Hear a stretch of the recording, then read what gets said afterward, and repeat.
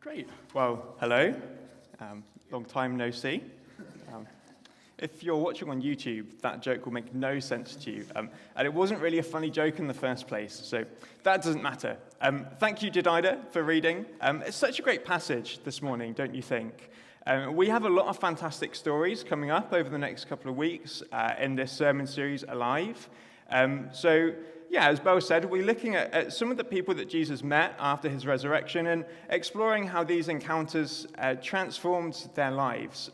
So if you do have any friends, you might, if you have any family, if you have any neighbors, colleagues, who you think would like to see what difference the risen Jesus can make to a person's life, why not invite them along? Why not take the risk? The worst that can happen is that they'll think you're weird and they'll say no. For some of us, they probably think that we're weird anyway. The best thing that can happen is that they find life and life in all its fullness in Jesus, and that would be pretty good, I think.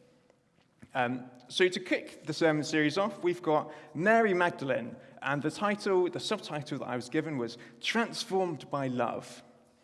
As you've heard that, you might think, well, you already know where this sermon is going. Mary is a sinful woman, and because apparently the only way for a woman to be sinful is sexually, Mary is a sinful woman who's a sex worker. But she's loved by Jesus and repents.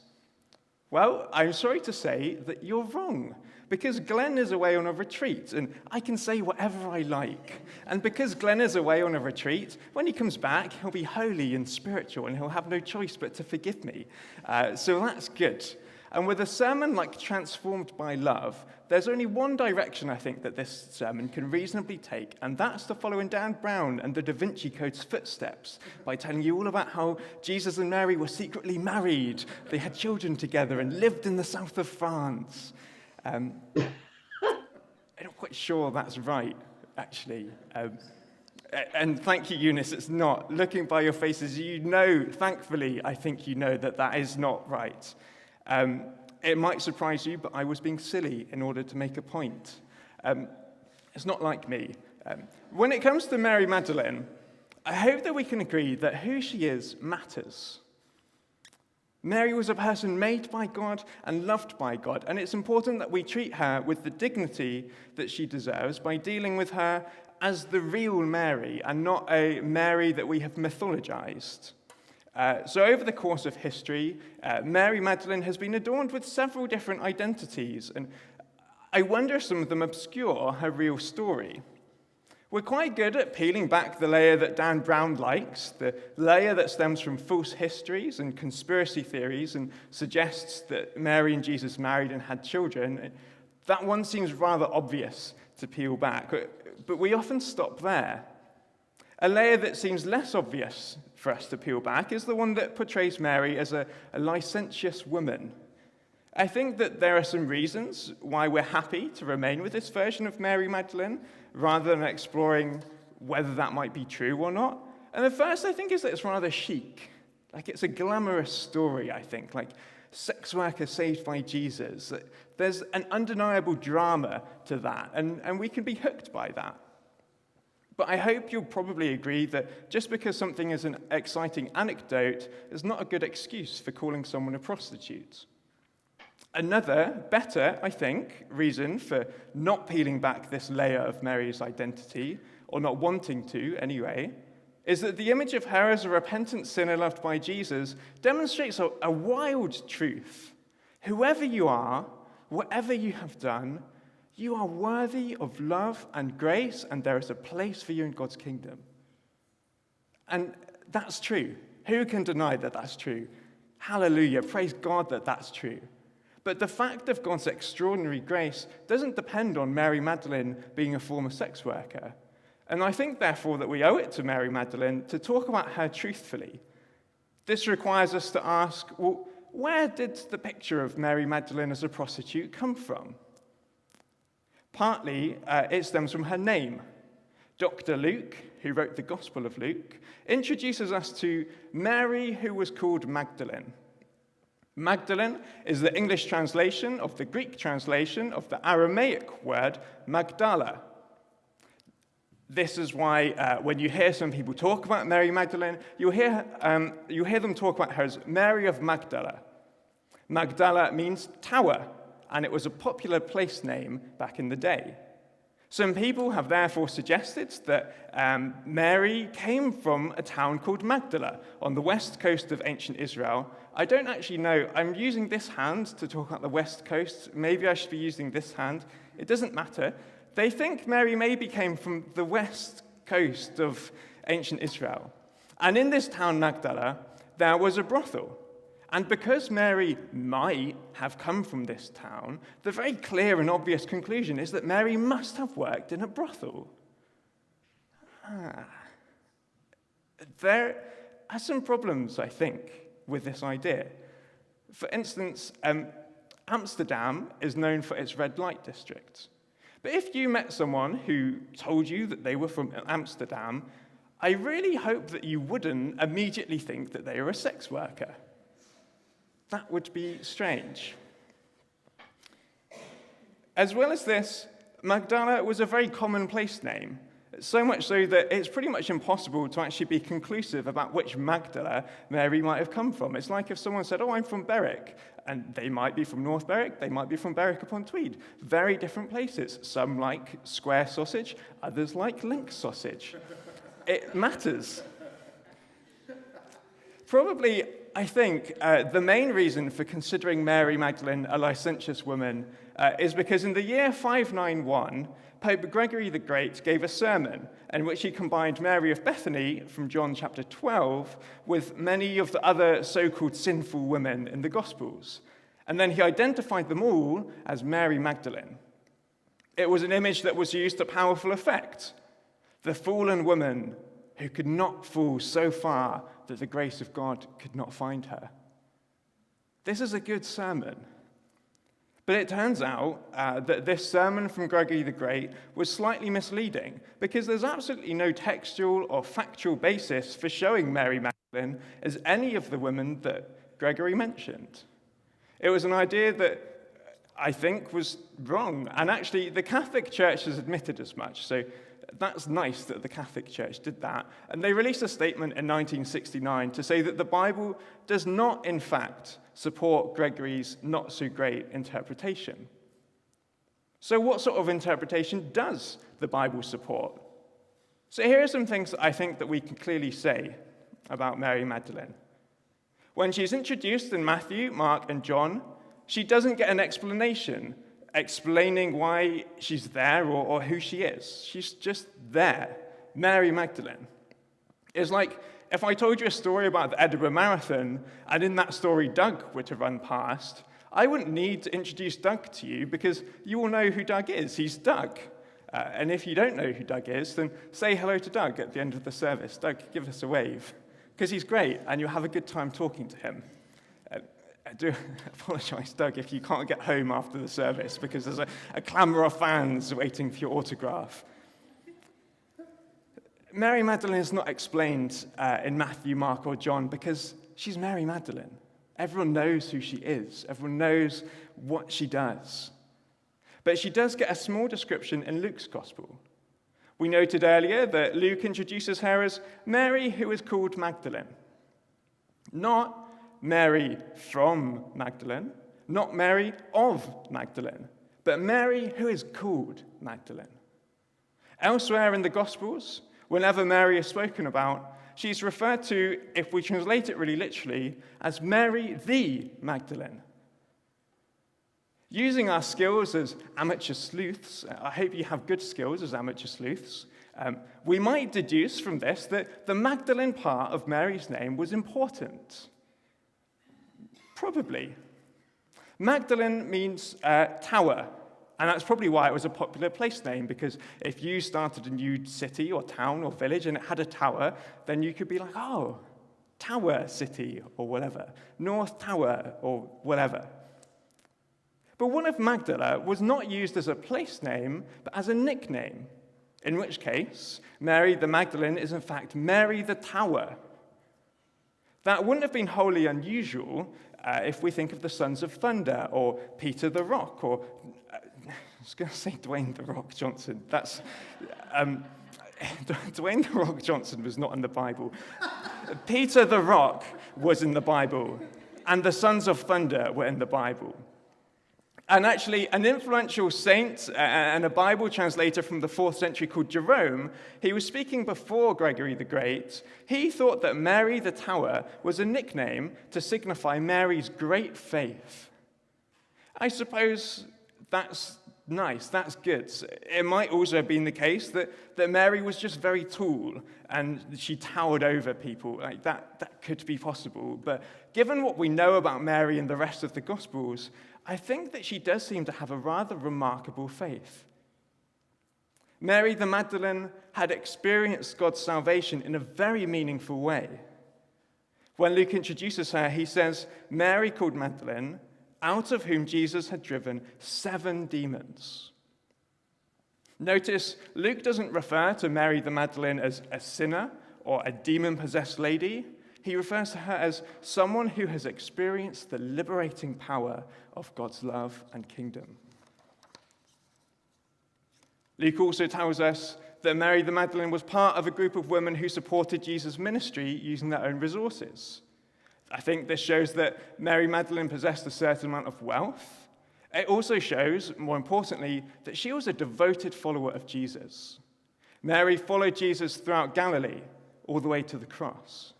From the cross, all the way to the tomb. And at the tomb, she was the first to arrive and the only one to stay.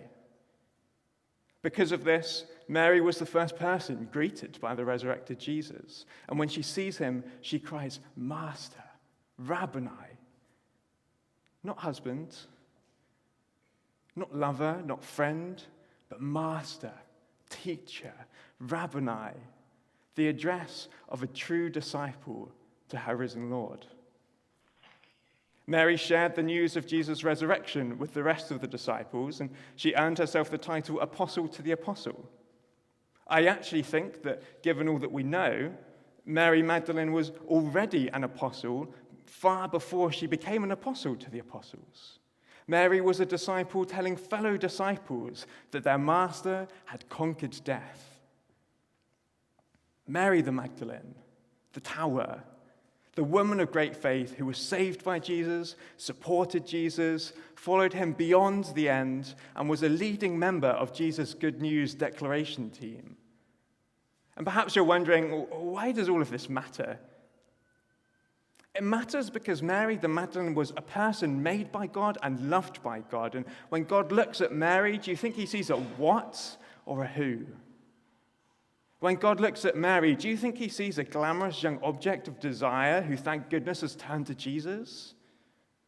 Or do you think he sees a human person, a woman made in his image who he loves, who he cares for, and who he delights over, whatever evil existed in his life, who he delights over and delights to be with?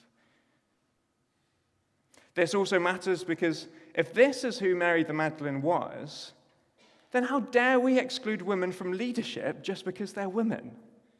If this is who Mary the Magdalene was, then seeing women flourish in discipleship making, seeing them flourish in positions of prominence, that is not a matter of pros and cons or contested theological debates. It's plainly and simply a case of following the example set by Jesus. I think that matters. And also, weirdly, given all that we've said, who Mary was does not really matter. Who Mary was doesn't really matter. Who she became when she met Jesus is what's important. After encountering Jesus, Mary's life could not be the same again. And that's the same for us too. Whoever we are, whoever we were, that matters a bit. Of course that matters.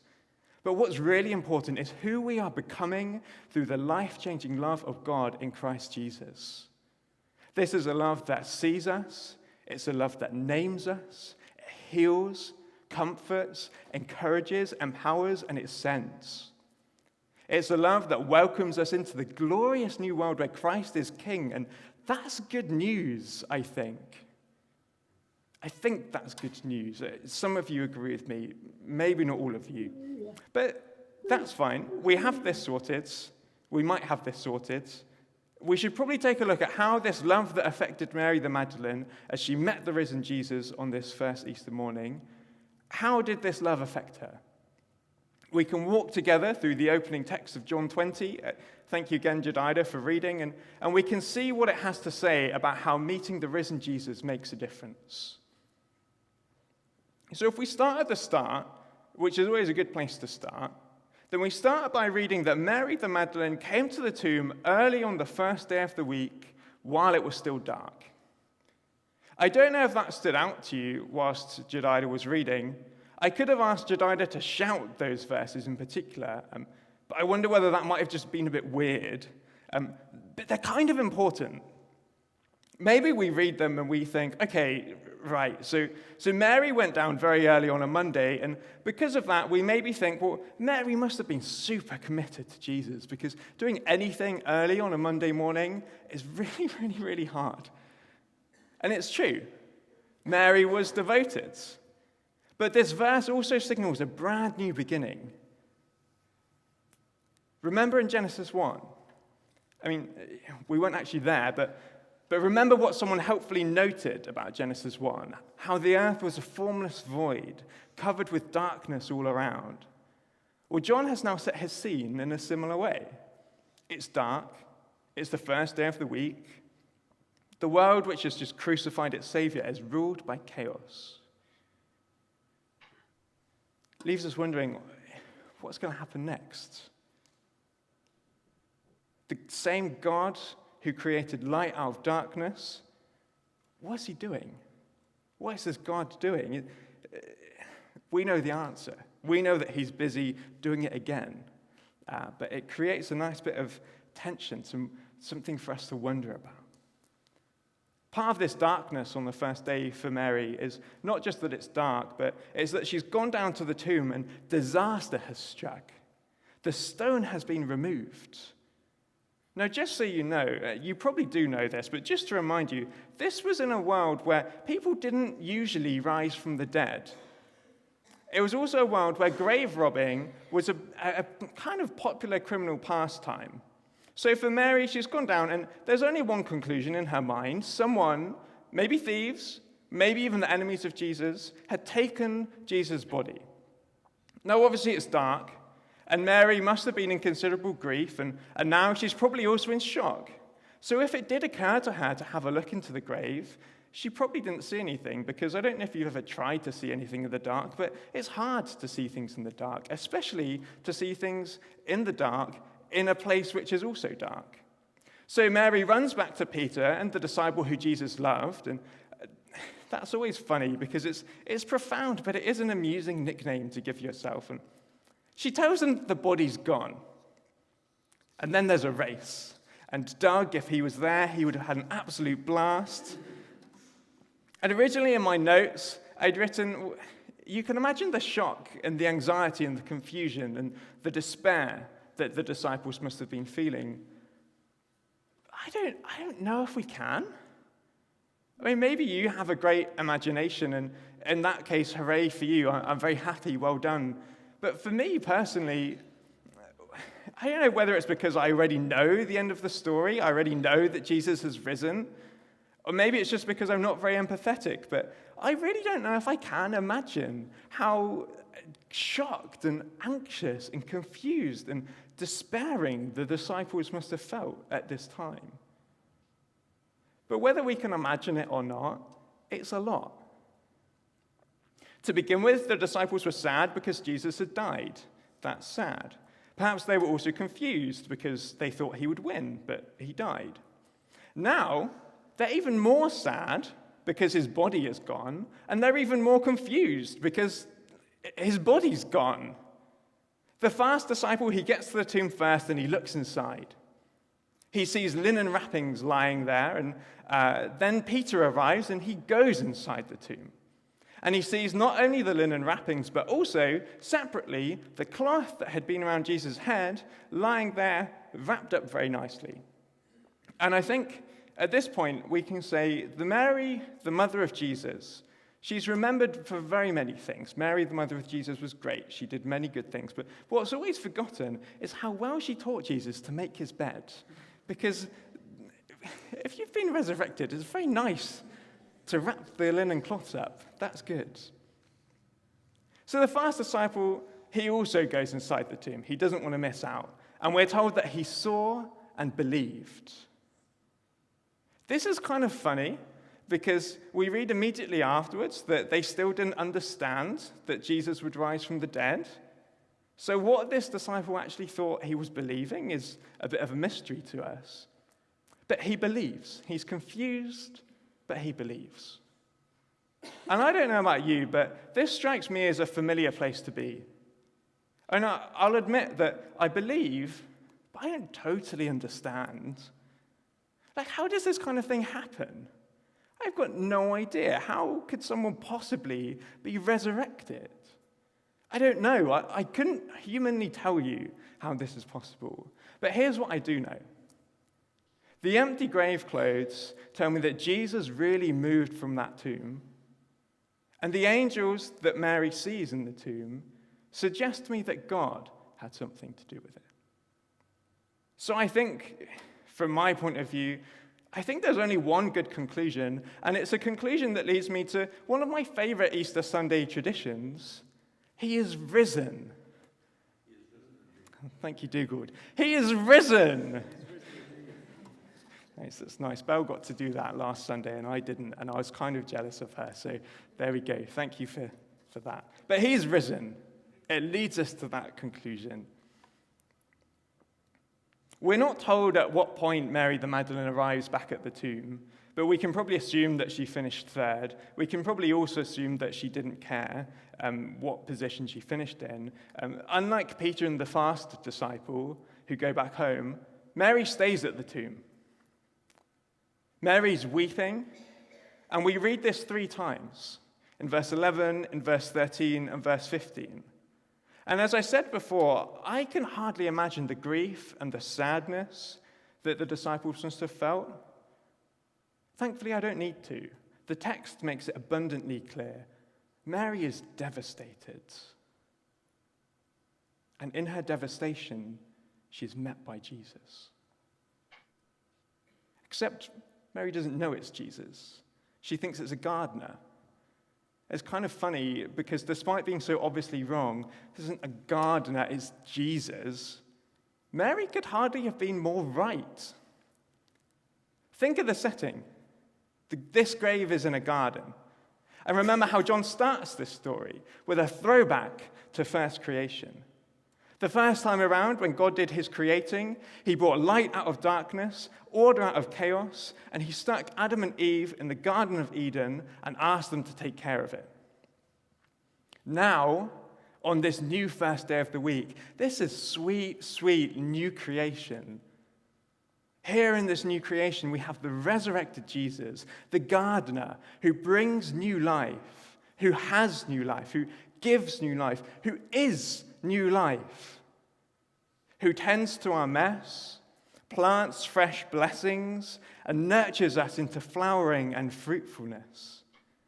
You have to forgive me, I think, for the limited extent of this gardening metaphor. I can mow a lawn, and that's about it. If Becca, if you were giving this sermon, you'd do much better about that gardening stuff. Becca and Fraser Payne have a really nice garden. Sorry if that embarrasses you.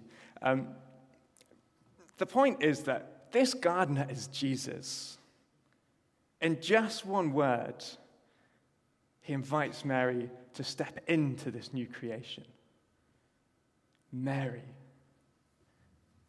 It's classic Jesus. It's classic Jesus. He doesn't return with a cowabunga. He doesn't return with an I told you so. He doesn't return with a ye of little faith, but a name, a first name, Mary, calling her to come and inviting her to join his new family. It could be easy for us to get hung up on what Jesus means in verse 17 by, do not hold on to me. Clearly, I don't think it means don't touch me, because a few verses later, Jesus actually asks Thomas to touch him. What it probably means is, don't get too used to having resurrected me around like this, because I need to ascend soon. But the full force of verse 17 is in the instructions that Jesus gives to Mary. Go to my brothers and tell them that I am ascending to my Father and your Father, to my God and your God. If we leave the ascension stuff aside, because that's confusing, we don't really need that stress in our sermon right now, the effect of what Jesus tells Mary is this. Welcome to the family. My God is your God. My Father is your Father. Join me as children in the loving arms of God. And so off Mary goes. She goes off to tell the other disciples, hello, how's it going? What have you been up to? Weird weather we're having. Oh, did I mention I've seen the Lord and this is what he said to me? I have seen the Lord. He's alive. He is risen. They probably didn't say he is risen indeed. That probably happened later. And this is what he told me. I've seen the Lord. Mary the Magdalene, she meets the risen Jesus, and she is transformed by his love that sees her, that names her, that heals her, that comforts her, that encourages her, that empowers her, that sends her. I'm glad that list wasn't longer. It's an encounter infused by love. It changes Mary's entire world, and it changes ours too. Jesus sees and names Mary. It's intimate. It's close. It's not as stiff or formal. Dear Miss Mary the Magdalene. Jesus is straight in there with the first name. Mary, it's me, Jesus. How are you? I'm here with you. It's fantastic to see you. It's going to be all right. We don't relate to God as if we're numbers in a spreadsheet. We don't relate to God as just anonymous problems that he needs to solve. We are people. We are known by name. We are personally loved. We are made in God's image. We are invited to come before him and spend time in his presence. Jesus heals, comforts, and encourages Mary. He asks her what's wrong. He's present with Mary in her grief, and notice that he doesn't force her into immediate jubilation. When the time is right, Jesus calls her by name, he nurtures her through her sorrow and invites her to rejoice. He doesn't just appear and be like, why are you weeping? Stop weeping. He cares for her. He comforts her. He travels with her through that grief. Jesus welcomes Mary into his family. What's his is hers. Ask and she will receive. The blessings of God the Father are open and available to her. And finally, Jesus empowers and sends Mary. There's overlap here. Ask and Mary will receive. The blessings of God are open and available to her.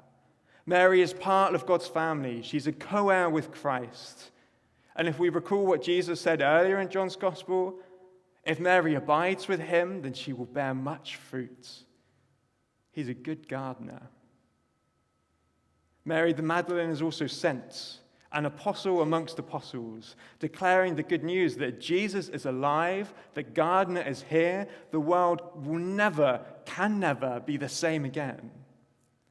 This love that transforms Mary is a love that transforms us too. We've had the resurrection, we're glimpsing new creation. And so as Nick and the band come up to continue to lead us in worship, where is it that you need the love of Jesus right now? Are you sitting by the empty tomb, looking for Jesus, unsure where to find him? Keep on sitting. Keep on seeking. Hear the voice of God who calls your name and invites you to come to him. Perhaps you're in the throes of grief, anxiety, confusion, or despair. The advice, I think, is similar. Keep sitting. Keep searching. Keep crying. Hear God calling you. Let him comfort you. He's not going to rush you out of your grief. He wants to guide you personally through it. Let the gardener do his work in your life. And equally, you might need God's empowerment. You might be wondering, where is God sending me? What can I do? I believe that he is risen, but what's next? Well, welcome to God's family. That we kind of forget that. It's pretty remarkable. I mean, I don't really understand it that much, but welcome to God's family. Abide with him.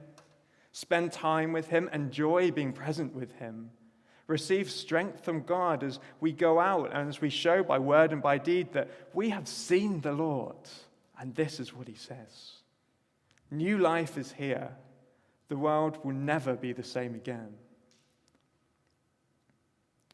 The Jesus who met Mary the Magdalene on that first Easter morning is the same Jesus who loves us, calls us to follow him, transforms us by his Spirit day by day into his likeness.